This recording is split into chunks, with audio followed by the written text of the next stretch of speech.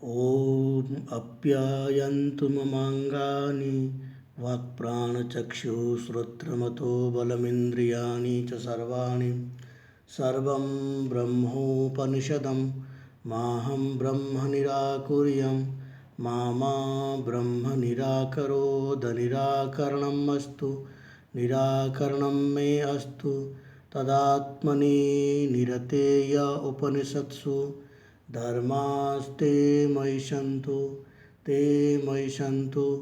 ओम शांति शांति शांति। एवं आज हम जो यूजीसी नेट के अंतर्गत सिलेबस के अकॉर्डिंग ये वैदिक साहित्य से सामान्य परिचय है, उसकी अंतर्गत एक चैप्टर हमें पढ़ना चाहिए। ठीक है, उसको हम लेके आए हैं और ये अन्य परीक्षाओं के लिए भी बहुत उपयोगी है। इसलिए देखा जाए तो संस्कृत साहित्य की हर विद्यार्थी को ये मालूम होना चाहिए कि हमारे जो वेद है, चारों वेद हैं और चारों वेद के ऊपर बहुत सारे भाष्य लिखी गई है और उन भाष्य में जो बहुत ही महत्वपूर्ण भाष्य है और जो प्राप्त भाष्य है उनके बारे में जानकारी होना चाहिए। और उस भाष्य का जो भाष्यकार है और किसकी भाष्य कितना समृद्ध है और कौन सी भाष्य ज़्यादा उपयोगी है और आज वर्तमान समाज में प्रचलन ज़्यादा है, उसके विषय में चर्चा करेंगे। ये सभी परीक्षाओं के लिए बहुत ही उपयोगी है। यहाँ हमने जो भाष्यकारों के नाम लेके आए हैं और उनके विषय में और भी जो इसमें उनका कुछ अन्य ग्रंथ भी है और भाष्य में कौन कौन सी भाष्य उनका उपलब्ध है, इसके विषय में हम चर्चा करेंगे। सबसे पहले यहाँ देख सकते हैं ये स्कंद स्वामी है। ठीक है, स्कंद स्वामी सबसे पुराना भाष्यकार माना जाता है और ये विक्रम संवत जो है 687 इनका काल माना जाता है। ठीक है, इनका केवल ऋग्वेद के ऊपर इनका भाष्य प्राप्त होता है। ठीक है, संपूर्ण प्रथम अष्टक के ऊपर इनका भाष्य है। ठीक है, यहाँ पर देखिए लिखा हुआ है, इसका PDF भी आपको मिल जाएगा। ठीक है, संपूर्ण प्रथम अष्टक के ऊपर इनका भाष्य है और 2 से 5 तक जो ये खंडित भी है। ठीक है, आगे देखते हैं।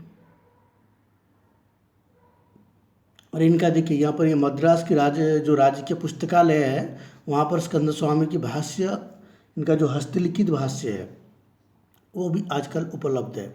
ठीक है, इसलिए अगर आप वेद के ऊपर रिसर्च करते हैं तो आप यहाँ पर जा कर के इनके हस्तलिख भी ले सकते हैं।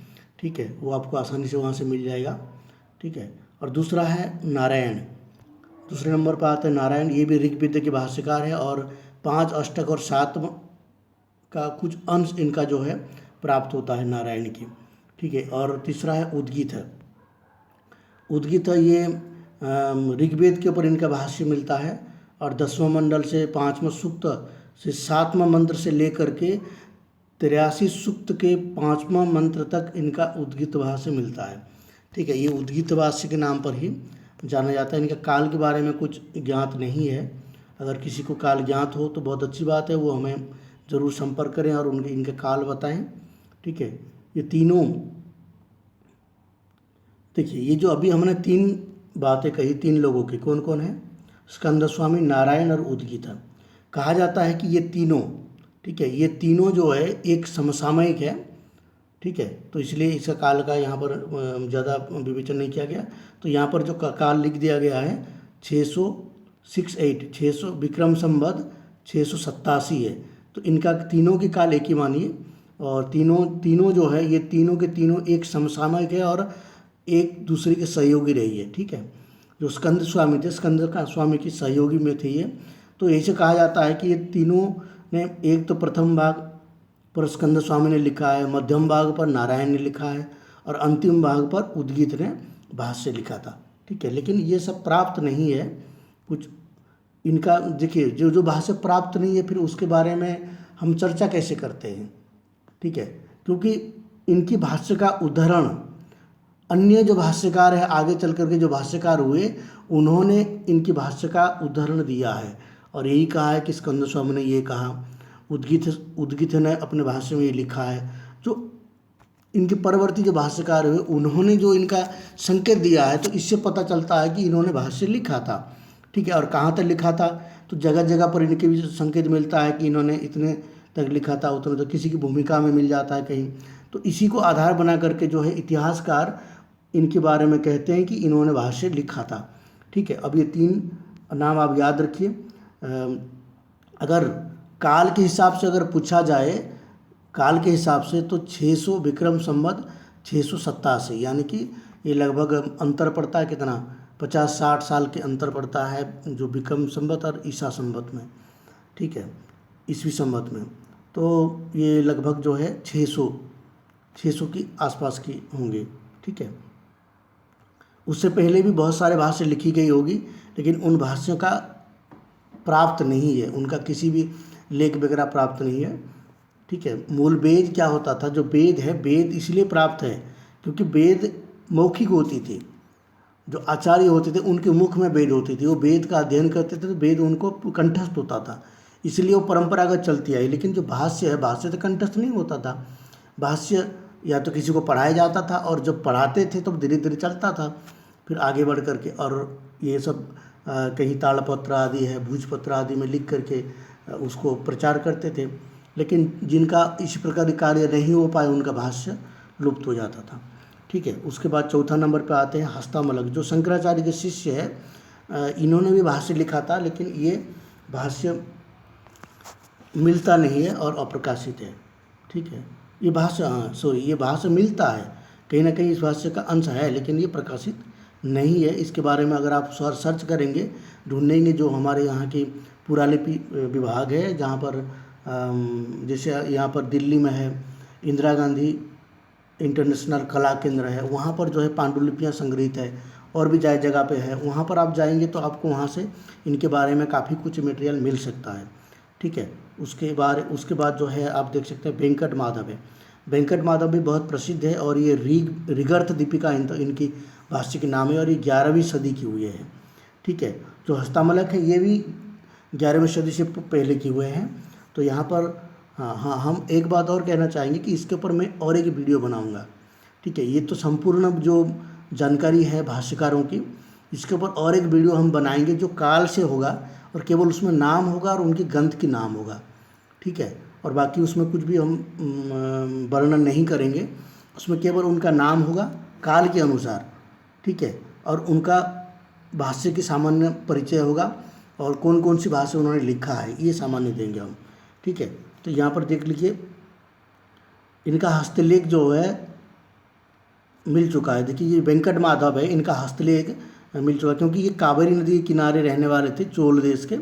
ठीक है। और इनका जो जिस समय इनका हस्तलेख मिला था उस समय भारत और पाकिस्तान एक था। ठीक है। और उस समय जो है इसका प्रकाशन कुछ अंश का हुआ था, बाकी अंश का प्रकाशन नहीं हो पाया था। ठीक है। तो वो अभी जो है पाकिस्तान में चला गया है, और वो पाकिस्तान में कहीं सुरक्षित है, किसी पाकिस्तान की पांडुलिपि गार में ये सुरक्षित है। इसलिए अगर आपको ऋगर्थ दीपिका जो वेंकट माधव की बारे में जानकारी चाहिए, उनके भाष्य के बारे में, तो आप पाकिस्तान से संपर्क करके भी इसको ला सकते हैं, लाना भी चाहिए। अब हो सकता है कि भारत में अभी आया हो, जिस समय ये इतिहास ग्रंथ लिखा गया है, मैंने जिस ग्रंथ से लिया है, हो सकता है उस समय ये नहीं हुआ हो, अभी हुआ हो। नहीं है तो प्रयास करना चाहिए। और छठवां है ये लक्ष्मण है, इनकी भाष्य के नाम है वेदभूषण। ये ध्यान रखिए, ये क्योंकि ये इतिहास के संबंधित है, ये जो वेद का इतिहास है इसके संबंधित है, इसलिए ये अनुपलब्ध होने पर भी ये प्रश्न पूछा जा सकता है कि लक्ष्मण की भाष्य का नाम क्या है। ठीक है। वेदार्थ दीपिका है, ऋगर्थ दीपिका है, वेदभूषण है, या फिर ऋग्भाष्य है, क्या है, ये पूछ सकता है। तो इस तरह से आपको परीक्षा में आ सकती है। और धनुष यज्वा है, ऋग्वेद के ऊपर ये ऋग यजु साम तीनों पर इनके भाष्य लिखा था, लेकिन ये अप्राप्त है। ठीक है। प्राप्त नहीं होता है, और इनके बारे में संकेत अन्य भाष्यकारों ने दे रखा है, इसलिए इसको देखा जाता है। और ये 13वीं सदी के हुए हैं। ठीक है। उसके बाद आनंद तीर्थ, ये बहुत महत्वपूर्ण है। आनंद तीर्थ देखिए, आनंद तीर्थ ये जो मध्वाचार्य है, जो द्वैत मत के प्रवर्तक है, माध्व द्वैत मत होता है ना, द्वैत मत की प्रवर्तक है, और माध्वाचार्य के नाम से इनकी नाम आनंद तीर्थ भी है, मध्वाचार्य है, पूर्ण प्रज्ञ है, ये वेदांत के विभाग में हम लोग चर्चा किए हैं। ठीक है, इनका जो है ऋग्वेद के ऊपर इनका भाष्य मिलता है, प्रथम 49 सूक्तों पर भाष्य लिखा है। ठीक है, इनका टीका जो है जयतीर्थ ने लिखा है। इनका टीका जो वेद भाष्य है आनंद तीर्थ की, उनकी ऋग्वेद भाष्य के ऊपर जयतीर्थ ने टीका लिखा है, और उसके ऊपर विवृत्ति है, जो वेद भाष्य के ऊपर विवृत्ति है वो नरसिंह ने लिखा है। ठीक है, भाष्य की। और व्याख्यान राघवेंद्र यति ने इनका व्याख्यान भी किया है, किसका, जो आनंद तीर्थ की लिखी हुई वेद भाष्य की। ठीक है, और आगे देखते हैं आत्मानंद। ये हम लोग जो चर्चा कर रहे हैं, ये ध्यान रखिए ऋग्वेद की बात चर्चा कर रहे हैं हम अभी। ठीक है, ऋग, साम, यजुर, अथर्व चारों का अलग अलग चर्चा करेंगे। तो ये ऋग्वेद की हम चर्चा कर रहे हैं।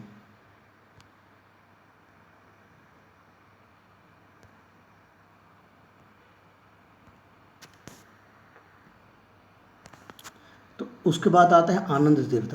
ठीक है, आनंद तीर्थ ये भी 13वीं सदी के हुए हैं, और इनका समय भी दे दिया गया। देखिए आनंद तीर्थ का जो है ये 1255 से लेकर 1335 माना जाता है। ठीक है, अब उसके बाद आत्मानंद है। आत्मानंद ये 13वीं सदी के माने जाते हैं, और इनका नाम है, ऋग्वेद भाष्य का नाम है अस्य वामीय सूक्त। ये ध्यान रखिए, अस्य वामीय सूक्त एक मंत्र से प्रारंभ होता है। जैसे प्रथम मंत्र है, प्रथम मंडल के 164 सूक्त का प्रथम मंत्र का अस्य वामस्य मंत्र है, इस मंत्र से शुरू होता है, इसलिए इनकी भाष्य का नाम जो है अस्य वामीय सूक्त ये कहा जाता है, ये प्राप्त है। ठीक है, इसलिए इनके बारे में ज़्यादा जो है बताया नहीं गया है। उसके बाद आता है सायण, ये भी बहुत महत्वपूर्ण है। स्कंद स्वामी है, आनंद तीर्थ है, सायण है, नारायण है, ये बहुत प्रसिद्ध भाष्यकार है, इसलिए इनकी भाष्य का नाम भी याद रखना चाहिए, और इनके बारे में जितना आपको पढ़ सकते हैं उतना आपको पढ़ के रखना चाहिए, कहीं भी पूछा जा सकता है। ठीक है, नहीं है भी सामान्य ज्ञान के लिए, वेद की ज्ञान के लिए तो ये बहुत आवश्यक है। ठीक है, इनका भाष्य जो है ऋग्वेद भाष्य है, और ये याज्ञिक भाष्य है। याज्ञिक भाष्य का मतलब है अधिदैविक। ठीक है, देवता परक होता है। किसी किसी का भाष्य जो है आध्यात्मिक भाष्य होता है, और वो देवता परक नहीं, परमात्मा परक होता है। जैसे स्वामी दयानंद है, उन्होंने सारे भाष्य का जो अर्थ है वो परमात्मा परक किया है।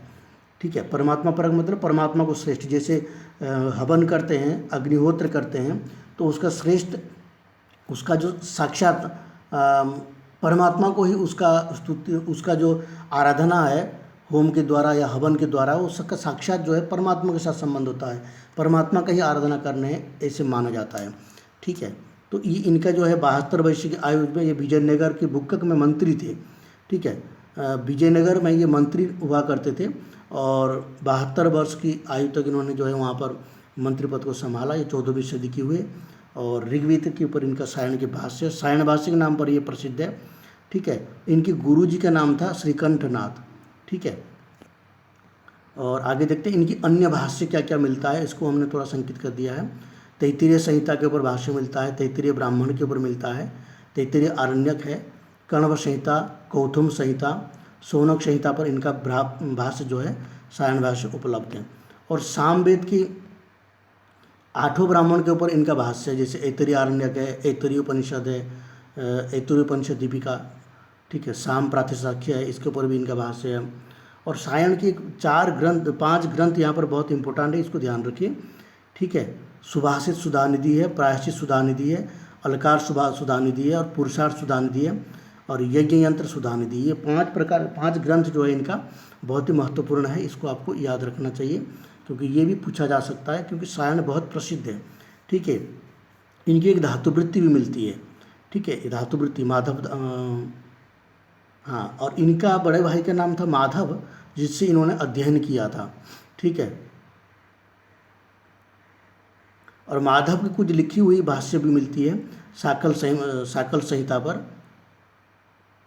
सॉरी, यहाँ पर संहिता है लगता है, साकल संहिता देख सकते हैं आप, साकल संहिता हो सकता है, साकल समाहित हो गया, साकल संहिता। प्रिंटिंग मिस्टेक, मतलब लिखने में थोड़ा त्रुटि है, क्योंकि लिखने में बहुत सारे चीज़ों का उपयोग किया जाता है, और इसमें टाइपिंग में समस्या होती है, तो हम इसको व्हाट्सएप पे कोड करके लिखते हैं, फिर इसमें कॉपी करते हैं। ठीक है, तो हो सकता है गलती हो, आप देख सकते हैं, परंतु संपूर्ण प्रकाशित नहीं है इनका। ठीक है, माधवीय इनकी जो भाष्य है उसको माधवीय कहा जाता है। अब आगे देखते हैं रावण भी एक भाष्यकार हुआ है, और इनका काल ज्ञात नहीं है, तो इसलिए ये कौन सा रावण है कहना मुश्किल है। तो कहा जाता है क्योंकि इनका भाष्य का उल्लेख मिलता है जगह जगह पर। इनका पदपाठ को भी बहुत सारे भाष्यकार ग्रहण करते हैं और कहीं पर इनका कुछ प्रतियां भी मिलती हैं। तो रावण, ये जो लंकापति रावण वो भी हो सकते हैं और कोई रावण के नाम पर भी हो सकता है, दोनों में अभी कोई निश्चित नहीं है। ठीक है, इनका भाष्य का नाम देख लीजिए, ऋग्वेदीय रावण भाष्य इसका नाम है, ये उससे संबंधित है। इसका आध्यात्मिक भाष्य कहा जाता है, यानी कि ये जितने भी भाष्य के ऊपर इनका जो अर्थ किए हैं वो परमात्मा परक है। ठीक है, उसके बाद आते हैं मुद्गल, ये 15वीं सदी की मुद्गल है। ठीक है, इनका प्रथम अष्टक का पूर्ण मिलता है और चतुर्थ अष्टक 5 अध्याय तक मिलता है। इनका चतुर्थ अष्टक का जो है 5 अध्याय तक मिलता है और प्रथम अष्टक ये पूर्ण भाष्य मिलता है। ठीक है, उसके बाद चतुर्देव स्वामी, ये भी बहुत इम्पोर्टेंट है, 16वीं सदी की है ये, और ये कृष्ण भक्त थे। तो इन्होंने अपने जो मंत्र का अर्थ है वो कृष्ण परक किया है। ठीक है, इन्होंने एक मंत्र में, जैसे 10वां मंडल की 1134 ये मंत्र है, तो इसमें जो है एक मंत्र में उन्होंने पुतनावध, कंसवध, कौरव पांडव का युद्ध, ये सारे अर्थ उनमें से निकाल दिया है। तो ये बहुत ही महत्वपूर्ण है, देखना चाहिए उसको, कि जो भागवत की प्रेमी है उनको इन श्लोक को देखना चाहिए, इन मंत्रों को देखना चाहिए, उसमें क्या लिखा है। उसके बाद आता है देवस्वामी। देवस्वामी का भाष्य जो है ऋग्वेद पर मिलता है और आस्फलायन स्त्रोत सूत्र पर भी इनका भाष्य मिलता है और आस्फलायन ग्रह सूत्र पर भी इनका भाष्य मिलता है। ठीक है, तो इसलिए जो है इसको भी याद रखना चाहिए कि देवस्वामी का भाष्य किस किस में मिलता है। आस्फलायन स्त्रोत सूत्र है और गृह सूत्र के ऊपर मिलता है, और ऋग्वेद भाष्य इनका अनुपलब्ध है। ऋग्वेद के ऊपर भाष्य लिखे हैं लेकिन ये अनुपलब्ध है, बस इनका संकेत कहीं के मिलता है। ठीक है, उसके बाद आते हैं स्वामी दयानंद। स्वामी दयानंद के बारे में सब जानते हैं और इनकी भाष्य काफ़ी प्रसिद्ध भी रहा है, लोगों में काफ़ी चर्चा है। लेकिन स्वामी दयानंद के भाष्य के बारे में यही कहा जा सकता है कि उनके भाष्य जो भी पढ़ते हैं तो अन्य के भाष्य भी पढ़ना चाहिए और उनका अर्थ को अच्छी तरह देखना चाहिए कि स्वामी दयानंद ने क्या कहा और जो अन्य सायण आदि आचार्य है उन्होंने क्या कहा उस मंत्र के ऊपर। जब भी आप स्वामी दयानंद की भाष्य पढ़ते हैं तो उस भाष्य को कोड करिए, क्योंकि इनके बहुत सारे ग्रंथ है, सत्यार्थ प्रकाश आदि ग्रंथ बहुत सारे चलती है, लोगों में प्रचलित है। उसको अगर आप पढ़ते हैं, उसमें कोई टॉपिक आपको मिलता है तो उस टॉपिक को मूल वेद में जा करके स्वामी दयानंद के वेद को भी देखिए और साथ में सायण आदि की जो भाष्य है उसमें भी देखिए कि दोनों के अर्थ में क्या अंतर है। ठीक है, और किसने अर्थ का सही अंतर किया है और किसने अर्थ का अनर्थ कर दिया है, ये आपको वहाँ से पता चल जाएगा। देखिए यहाँ पर देखते हैं, इनका जन्म जो है 1881 में हुआ था और ये 1940 तक रहे हैं। ठीक है, और इनका गुरुजी का नाम बिरजानंद है, ये भी इम्पोर्टेंट है, कभी कभी ये प्रश्न पूछता है क्योंकि मॉडर्न वालों को ये सब चीज़ें बहुत इम्पोर्टेंट लगता है। ठीक है, और 1933 में इनका भाष्य का लिखना प्रारंभ हुआ था, ऋग्वेद भाष्य का। ठीक है, 7वां मंडल और द्वितीय सूक्त, द्वितीय मंत्र तक ही भाष्य लिख पाए। ठीक है, ऋग्वेद का।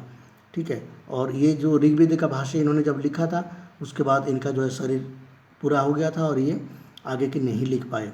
ठीक है, क्योंकि 1933 में लिखना शुरू किए थे, 1940 में इनका शरीर पूरा हो गया। ठीक है, इसलिए ये पूरा नहीं कर पाए। अब देखिए आगे, इनकी ऋग्वेदादि भाष्य का भूमिका पहले ही लिख चुके थे, इन्होंने भूमिका पहले ही लिख दिया था और 1935 में छप चुकी थी इनका ऋग्वेदादि भाष्य की भूमिका। भाष्य की भूमिका इनका पढ़ना चाहिए, बहुत ही इम्पोर्टेंट है। और इन्होंने 4 वेदों की प्रस्तावना भी लिख चुके हैं, उसको भी पढ़ना चाहिए। ठीक है, और निरुक्त कार्य के जो इन्होंने क्या है, जो त्रिदेव की पूजा है, ब्रह्मा विष्णु महेश्वर की पूजा को ये नहीं मानते थे और इन्होंने याज्ञिक भाष्य लिखा है और इन्होंने जो 33 देवता की स्तुति है उसका भी खंडन किया है देवताओं की, और इनका भाष्य जो है परमात्मा परक था।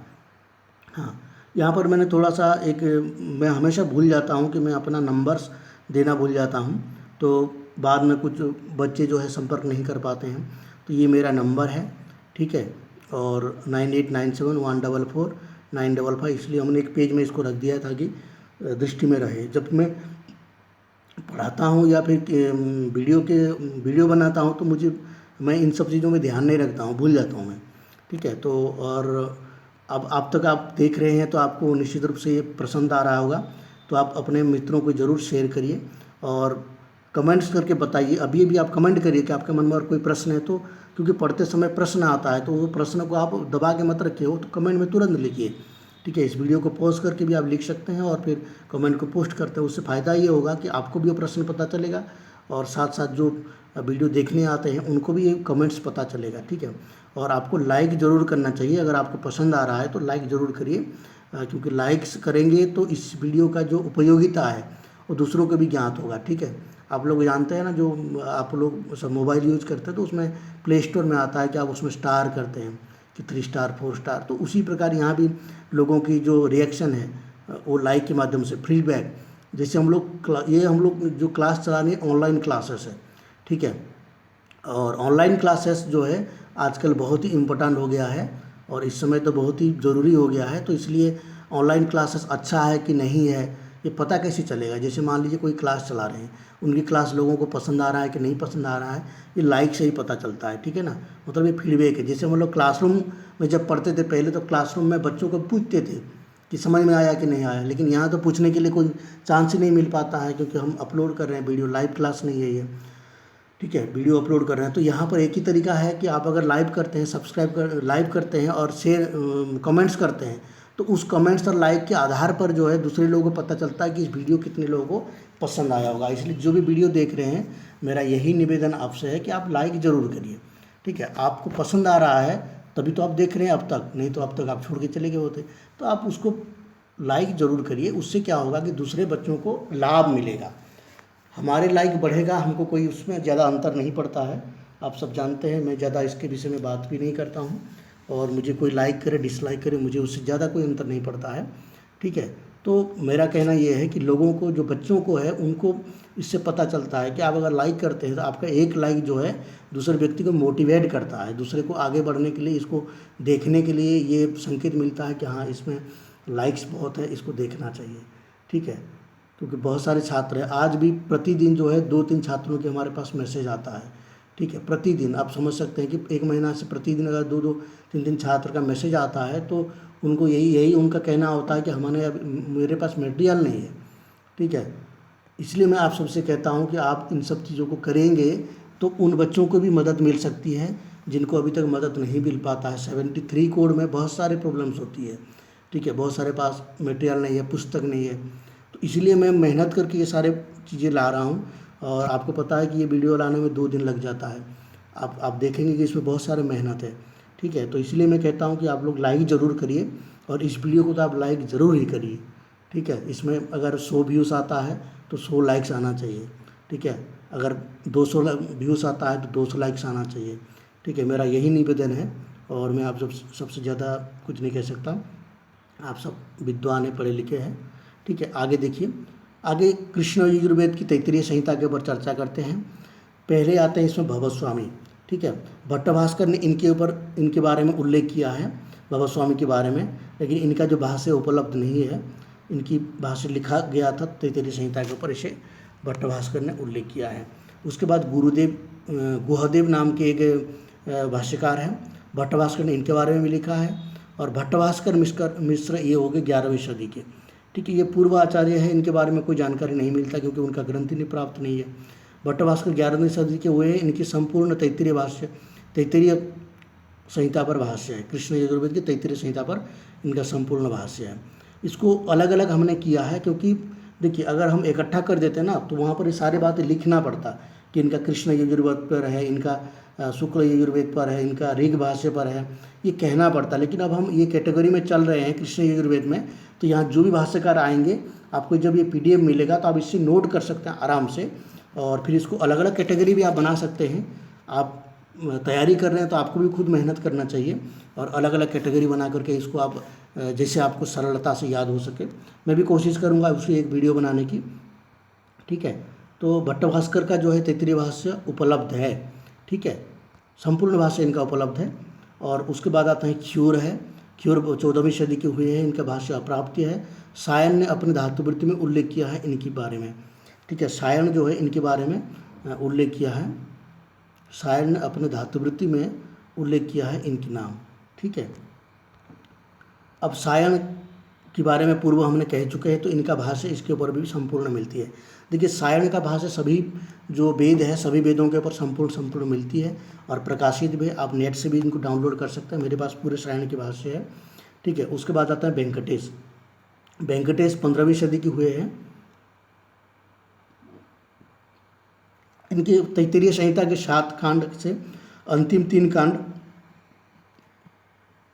मिला है, लेकिन ये प्रकाशित नहीं है, ठीक है। ये किसी पांडुलिपिकार में आपको मिल जाएगा अगर आप वेद के छात्र हैं, ठीक है। और उसके बाद आता है बालकृष्ण।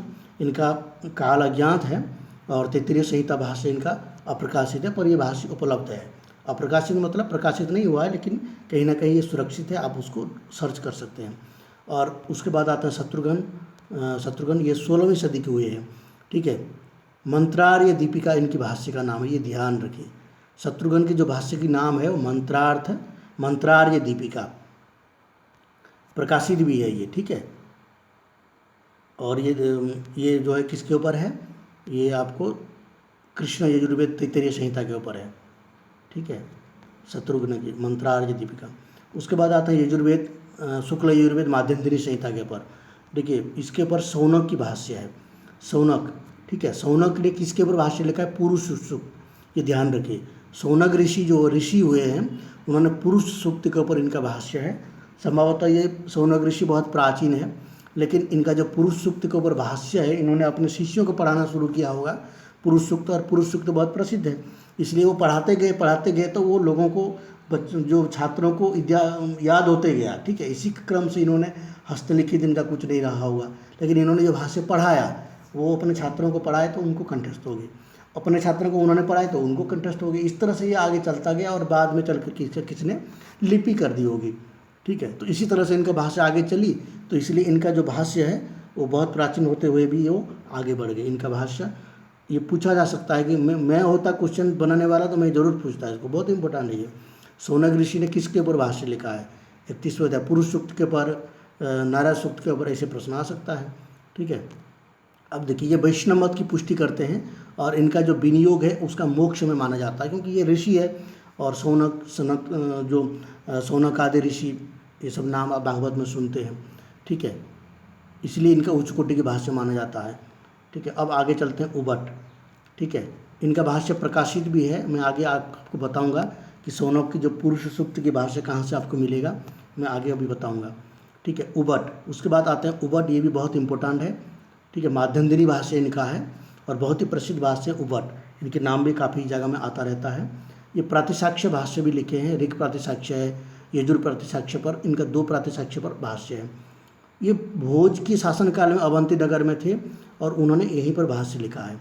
और देखिए यहाँ पर ये उबट की जो यहाँ पर मैं बताऊँगा, अभी बोल रहा था काशी पाठ, इसमें 2 पाठ इनका मिलता है, काशी पाठ और एक महाराष्ट्र पाठ। तो ये काशी पाठ, काशी में इनका एक प्रचलित पाठ माना जाता है, महाराष्ट्र में एक प्रचलित पाठ माना जाता है। जो काशी पाठ में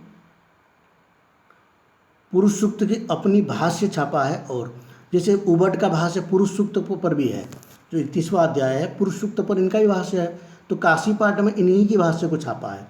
और जो महाराष्ट्र पाठ है वो पुरुष सूक्त की शौनक भाष्य को छापा है, ठीक है। शौनक, ये यहीं से पता चलता है, जो उबट की भाषा से पता चलता है कि शौनक ने भाष्य लिखा है, ठीक है। और इन्होंने जो है अपने जो भाष्य है इन्होंने 2 पाठ रखा है। तो महाराष्ट्र पाठ में जो है पुरुष सूक्त का शौनक भाष्य को छापा है, प्रिंट किया है, और जो काशी पाठ में इनकी अपनी खुद की भाष्य को छापा है। और लेकिन काशी पाठ में जो रामशकल मिश्र ने इनको जब प्रकाशित किया, उन्होंने दोनों को अलग अलग उसमें जो है स्थान दिया है, ठीक है। 31वां अध्याय को 2 प्रकार से उन्होंने छापा है, इनका खुद का भाष्य भी छापा है और जो शौनक भाष्य भी पुरुष सूक्त का उन्होंने छापा है। तो इसलिए अगर आपको दोनों भाष्य चाहिए तो आप जो है ये रामशकल मिश्र की पुस्तक को ले सकते हैं, देख सकते हैं, ठीक है। बहुत इंपॉर्टेंट है ये चीज़ें। और उसके बाद जो है अब हमने क्या किया, थोड़ा सा टाइम के अभाव के कारण जो है इसको हमने इस तरह से कर दिया कि इसे गौरवर एक भाष्यकार हुए, 14वीं सदी काश्मीर ब्राह्मण थे, ठीक है। इनका भाष्य जो है अभी कुछ पता नहीं है। और रावण भाष्य अप्राप्त है।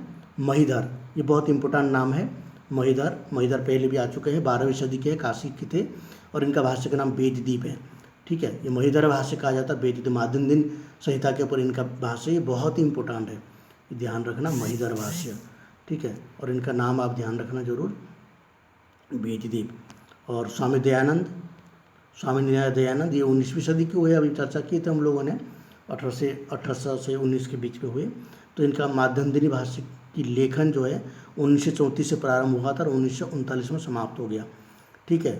1939 40 में उनका शरीर शांत हो गया, क्योंकि उन्होंने माध्यमदिनी भाष्य को, मुझे लगता है जो ऋग्वेद भाष्य और माध्यमदिनी भाष्य इन दोनों को इन्होंने एक साथ लिखना शुरू किया अलग अलग समय पे, ठीक है। एक साथ ऐसे होता है कि किसी का भाष्य लिख रहे हैं, दूसरे पुस्तक भी उस समय चालू कर देते हैं लिखने के लिए। तो इन्होंने 34 में प्रारंभ किया था, 1939 में समाप्त हो गया। ये पूर्ण है, ठीक है, माध्यमदिनी भाष्य। लेकिन जो ऋग्वेद भाष्य है उसमें पूरे के पूरे भाष्य नहीं है। अब आता है शुक्ल यजुर्वेदिक काण्व संहिता पर। इसमें सायण की भाष्य मिलता है काण्व संहिता पर, 20 अध्यायों पर ही मिलता है, और 40वां अध्याय उपनिषद के है, ठीक है। 20 अध्याय पर ही इनका मिलता है।